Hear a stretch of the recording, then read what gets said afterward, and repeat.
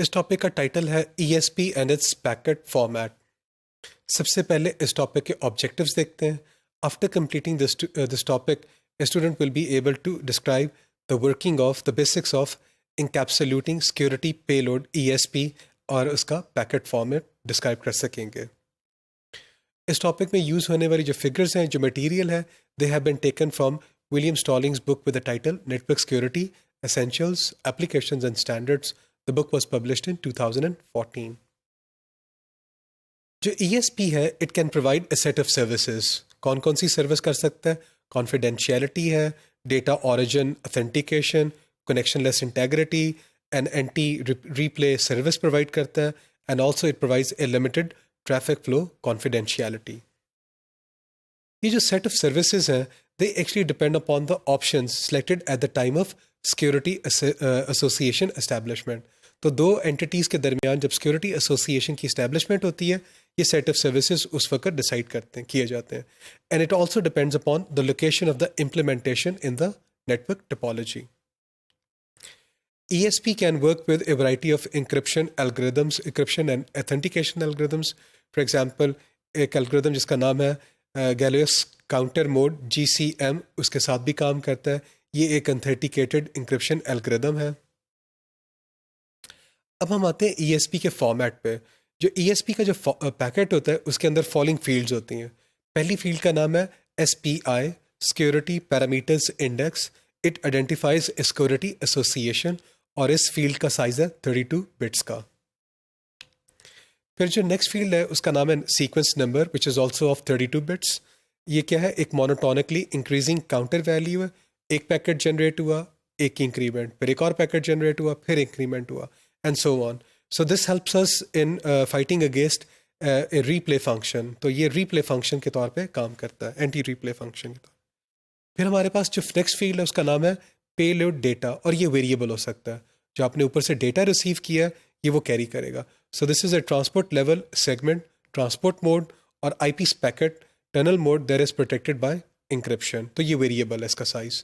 फिर हमारे पास जो नेक्स्ट फील्ड है, उसका नाम है पैडिंग, और ये कहाँ से, ये इसका जो साइज हो सकता है वो 0 से लेकर 255 बाइट्स हो सकती हैं। जो नेक्स्ट फील्ड है, उसका नाम है पैड लेंथ, और इसका साइज क्या है? 8 बिट्स का है। ये क्या इंडिकेट करता है? ये इंडिकेट करता है the size of the pad bytes that have been appended preceding this field. तो ये पैडिंग की जो फील्ड है, उसकी जो टोटल साइज है, उसको रिप्रेजेंट करता है। जो नेक्स्ट फील्ड है हमारे पास, उसका नाम है नेक्स्ट हेडर, और इसका साइज है 8 बिट्स का है। ये क्या आइडेंटिफाई करता है? This identifies the type of the data which is contained in the payload data field bye identifying the first header in that payload. उस पेलोड का जो पहला हेडर है, उसको आप क्या करते हैं? आइडेंटिफाई करते हैं और उसकी टाइप को डिस्क्राइब करते हैं। For example, it can be an extension header in the IP version 6, और it can be an upper layer protocol such as TCP।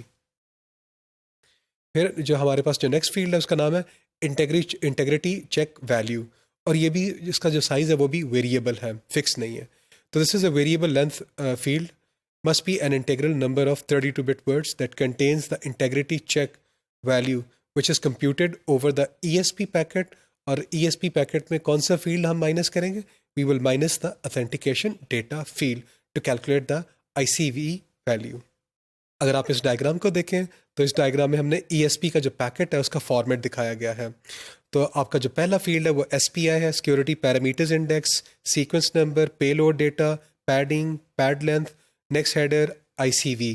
और अगर आप देखें तो आप इस एरिया को इंक्रिप्ट करना चाह रहे हैं, पेलोड, पैडिंग, पैड लेंथ और नेक्स्ट हेडर को आप क्या करते हैं? इंक्रिप्ट करते हैं। और ये जो ICV की जो कवरेज है, वो ग्रे एरिया में शो किया गया है।